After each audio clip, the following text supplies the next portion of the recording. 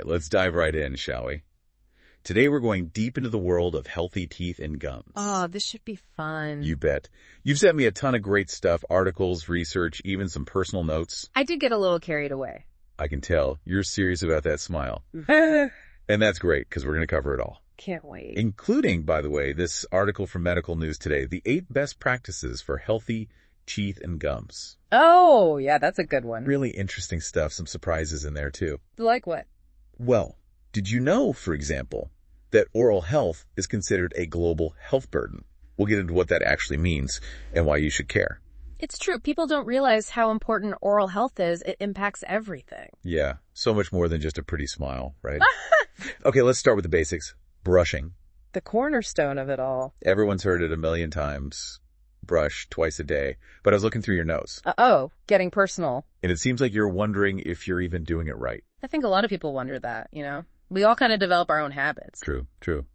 But this article, it really stresses proper technique over just scrubbing hard. Right. Like that's a common misconception that harder equals cleaner. Yeah, and it actually can do damage. It said that going back and forth, like sawing, can damage the enamel. Oh, yeah, for sure. And once enamel's damaged, that's it. It doesn't grow back. That kind of freaked me out when I read that. Like, wait, seriously, no coming back from that. Nope. Enamel's tough, hardest substance in the body even, but it's not invincible. So gentle is key. Got it. Soft bristles, says the article, and replace that brush every 3 months. At least. If the bristles are frayed, toss it sooner. No point in using a worn-out brush. Speaking of, I think mine's seen better days. Okay, new habit, gotta be more on top of that. But technique, too. What's the right way to brush? Think gentle circles, like massaging your teeth and gums, not a scrubbing motion. Interesting. 2 minutes total, they say. Yeah, gotta make sure you're getting every surface of each tooth. Can't rush it. 2 minutes. Huh. Longer than I thought. Okay, well, moving on, let's talk fluoride. Ah, fluoride, the unsung hero of oral health. We all know it's in toothpaste, but why is it so important? So basically, fluoride acts like a shield for your enamel. Okay, in what way?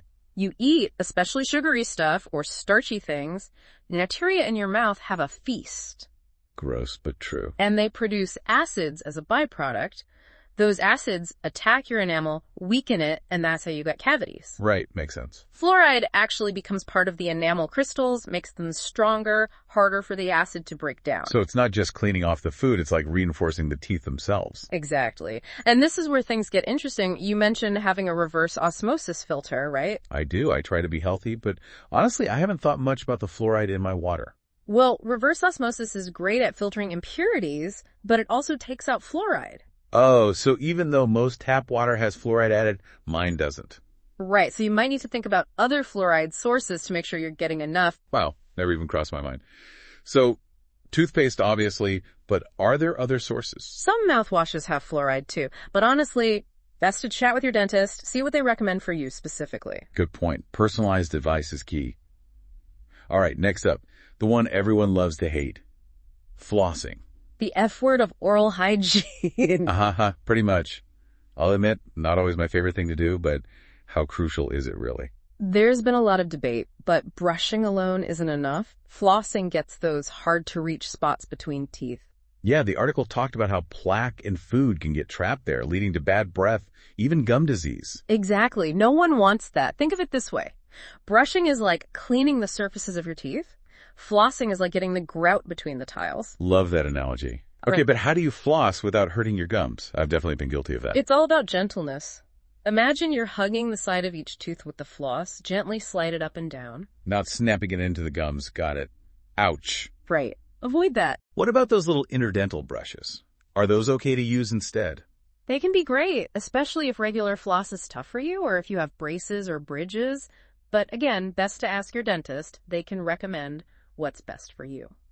All right, so we've got brushing, flossing. What else? Oh, their article was big on regular dental checkups. Can't skip those. Even if you're meticulous at home, the dentist catches things we might miss. Like what exactly goes down at a checkup? Well, they do a deep clean, get rid of plaque and tartar. That's the hardened plaque. You can't just brush away. Makes sense. They're also checking for cavities, looking at your gums, even screening for oral cancer. I always wondered, those x-rays they take, What's the point of those? X-rays let them see below the surface, hidden cavities, impacted teeth, bone loss, things you can't see just by looking. Ah, so like a behind-the-scenes peek at what's going on. Exactly. And based on all that, they can make a plan just for you if any treatment's needed. Makes sense. Speaking of things that can impact oral health, the article didn't sugarcoat the effects of smoking, pun intended. For good reason. It's seriously bad news for your mouth, and of course your overall health too. Yeah, no kidding. So let's break down why it's so bad for your mouth. Okay, well, huge risk factor for gum disease, which is, no joke, can damage gums, even lead to losing teeth. Yikes. It also messes with your immune system, making it harder to fight off infections, including in your mouth. So even if you do take care of your teeth, smoking makes it harder for your body to help out. Right, and healing is slower too. So if you do get gum disease or need any dental work, smoking makes recovery tougher. And let's not forget the cosmetic stuff, yellow teeth, bad breath. Not exactly attractive. No, that's just the surface. The real damage goes way deeper. So, bottom line, for anyone listening who smokes, this is yet another reason to quit. It's not just about your lungs, it's your whole body, including that smile. Couldn't agree more. Your body will thank you in so many ways. Truth. Okay, let's lighten things up a bit. What about mouthwash? Necessary or just a marketing ploy? It's a good question. It can be helpful, but it's not a magic solution. Right. The article mentioned some types help control plaque and gingivitis. Yeah, some have antibacterial stuff to reduce the bad bacteria. Some have fluoride, which we talked about. But it's not a replacement for brushing and flossing, right? Nope, definitely not. Think of it as an extra layer of defense, not the main event. So does everyone need it, or does certain people? Depends on your needs. Some people benefit from specific types, like for dry mouth or sensitivity. Others, a simple fluoride rinse is enough. So talk to your dentist. Figure out what's right for you. Absolutely. They know your situation best. Makes sense. Now let's talk about the elephant in the room, or rather the sugar in the pantry. Always a hot topic. And for good reason. Everywhere we turn, it seems like there's sugar lurking in our food. And it's public enemy number one when it comes to cavities. Not just candy and soda either. Right. The article pointed out how much sugar is hidden in processed foods, stuff that doesn't even taste that sweet. And that hidden sugar is just as bad for your teeth. It feeds those bacteria, they produce acid, enamel gets attacked. It's like a sugar buffet for the little critters in our mouths. Not a party we want to be hosting. Exactly. And the longer that acid sits there, the more damage it does.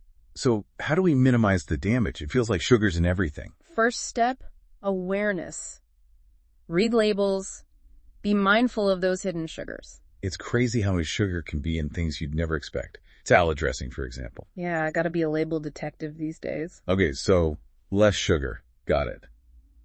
What are some good swaps for those sugary snacks we all crave? Fruit. Nature's candy. Good point.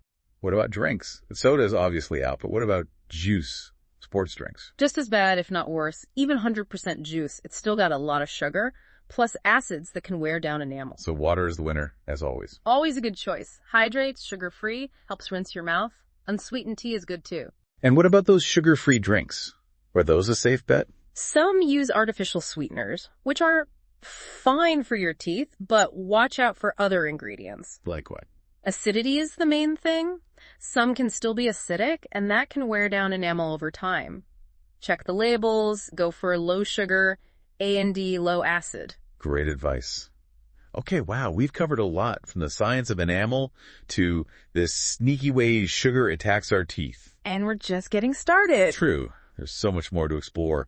But before we jump into the next topic, any final thoughts on this part of the deep dive? Well, we focused on adult oral health so far, but there's a whole other world when it comes to kids and their teeth. That's a great point. We can't leave the little ones out. Yeah. You know, it's easy to forget about those baby teeth. They're just going to fall out anyway, right? Easy to think that, but those little teeth are more important than people realize. Oh, absolutely. I didn't mean to downplay them.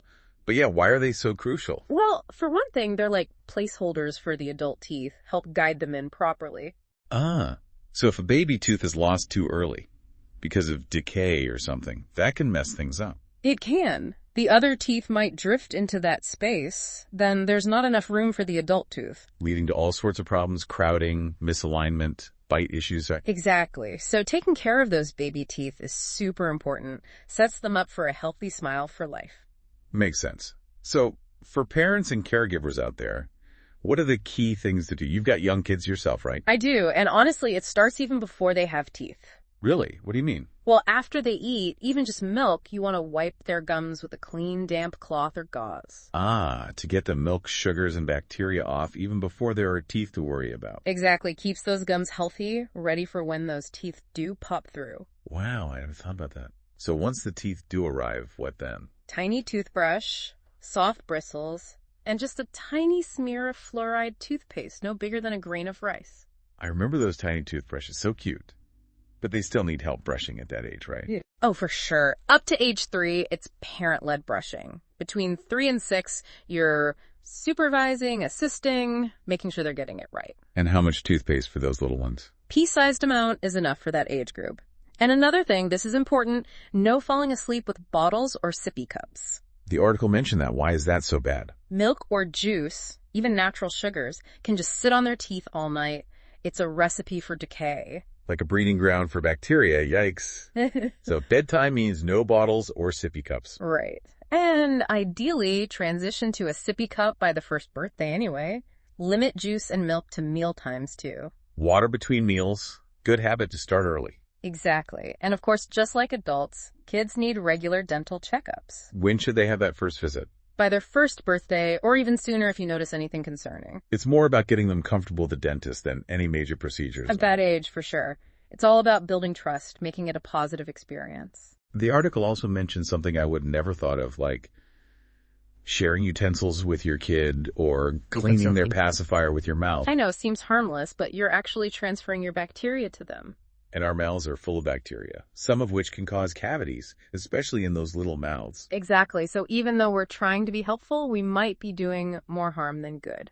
So many things to think about. It seems like establishing good habits early on is key. It really is. Sets them up for a lifetime of healthy smiles. Well, we've covered a lot of ground today, from brushing techniques to the dangers of sugar and the importance of those baby teeth. A lot to digest, literally and figuratively. But hey, knowledge is power, right? Absolutely. And speaking of power, I'm curious about that global health burden idea we mentioned earlier. How does oral health fit into that bigger picture? Yeah, it's amazing how much goes into keeping those teeth and gums healthy. It really is. We often don't realize how much we rely on them until something goes wrong. True. It's not just about having a nice smile. It's connected to so much more. Exactly. Remember that whole global health burden idea we touched on earlier? Yeah, how does oral health fit into that? Well, when we talk about it being a burden, we mean the impact of untreated dental problems worldwide. It's a global issue. It is. And it's not just about a toothache. It's the ripple effect poor oral health can have on people's lives. What do you mean by ripple effect? Think about it. Untreated decay, gum disease, it can be incredibly painful, make it hard to eat, even sleep.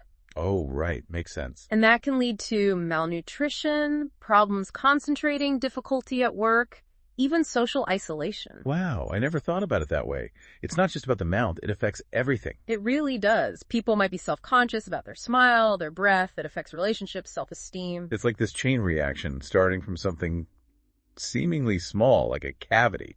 And that's why prevention is so important. Taking care of your teeth and gums, it's an investment in your overall well-being. This deep dive has definitely given me a new perspective. It's not just about brushing and flossing. It's about understanding the connection between our mouth and our health. Absolutely. And it's about having the knowledge to make good choices for your oral health and your overall health. We've covered so much today. It's a lot to take in. But it's all valuable information. It is. Knowledge is power, as they say. And now you have the power to take charge of your oral health, make choices that will benefit you for years to come. So as we wrap up, what's one small change our listeners can make today? Something to start them on the path to a healthier smile. That's a good question. Could be something simple, like swapping out a sugary drink for water, or finally scheduling that dental checkup you've been putting off.